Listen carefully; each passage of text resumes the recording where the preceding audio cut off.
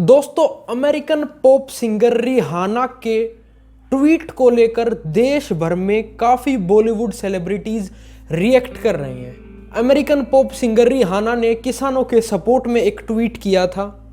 Tweet यह था कि कोई भी इसके बारे में क्यों नहीं बात कर रहा है, #फार्मर्स प्रोटेस्ट। इस ट्वीट के बाद ढेर सारे बॉलीवुड सेलिब्रिटीज की किसानों के प्रति इमोशन एकदम से जाग गए।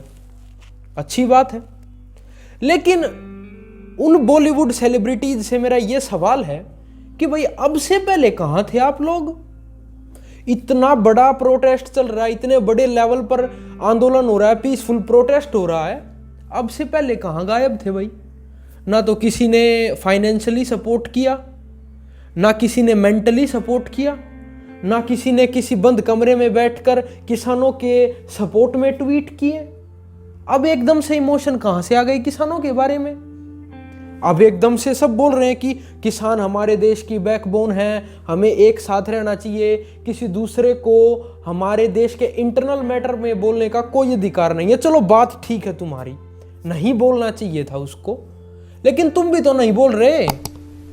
तुमने भी तो सवाल नहीं उठाया सरकार के खिलाफ कि जब ये कानून किसानों के लिए बनाए गए हैं और किसान ही इन कानूनों को एक्सेप्ट करने के लिए तैयार नहीं है, तो सरकार क्यों नहीं इन कानूनों को वापस ले रही?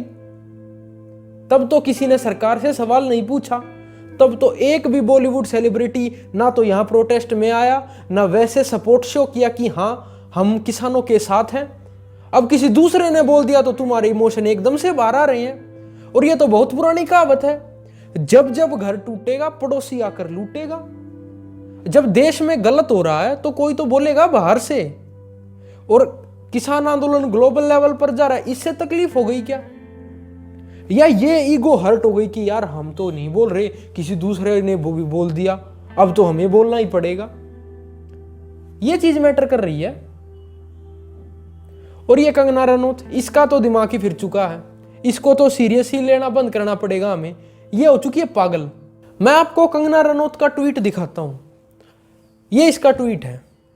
इसने रिहाना के ट्वीट के रिप्लाई में ये ट्वीट किया कि हम इसके बारे में इसलिए बात नहीं कर रहे क्योंकि ये किसान नहीं खालिस्तानी है। वाह, बहुत अच्छे। जब घर में बैठ के अनाज ठूसती है तब पूछा कर अपने आप से सवाल कि ये अनाज किसान ने उगाया, खालिस्तानियों ने उगाया है? और अगर किसान खालिस्तानी है तो तुझे शर्म आनी चाहिए। जिसको खालिस्तानियों के हाथ से उगा हुआ अनाज तू खा रही है, फिर क्यों सरवाइव कर रही है इस कंट्री में? क्योंकि 60% लोग तो एग्रीकल्चर में काम करते हैं। इकोनॉमी में बहुत बड़ा हाथ है एग्रीकल्चर का। फिर क्यों है इस देश में तू? और अगर देश में तो खाना बंद कर, क्योंकि जो तू ठूस रही है, जो तू खा रही है, वो एक किसान की बदौलत ही खा रही है। कुछ तो शर्म कर लिया कर, बोलने से पहले कुछ तो सोच लिया कर। हमें पता है तूने गले में पॉलिटिक्स का पट्टा पहन लिया है, लेकिन कुछ तो जमीर रख, कुछ तो शर्म रख। इतना बड़ा इशू बन गया ये एक छोटा सा ट्वीट, एक छोटा सा सपोर्ट। पता नहीं लोग अब कह रहे हैं कि कोई बाहर का हमारे देश के बारे में नहीं बोलेगा। अरे बाहर का नहीं बोल रहा, तुम बोल लो। तुम तो सपोर्ट नहीं दिखा रहे। तुम तो बाहर से भी गए गुजरे हो, जो बाहर से लोग बोल रहे हैं उनसे भी गए गुजरे हो तुम। तो फिर इसका मतलब वे कम से कम बोलने की हिम्मत तो रखते हैं।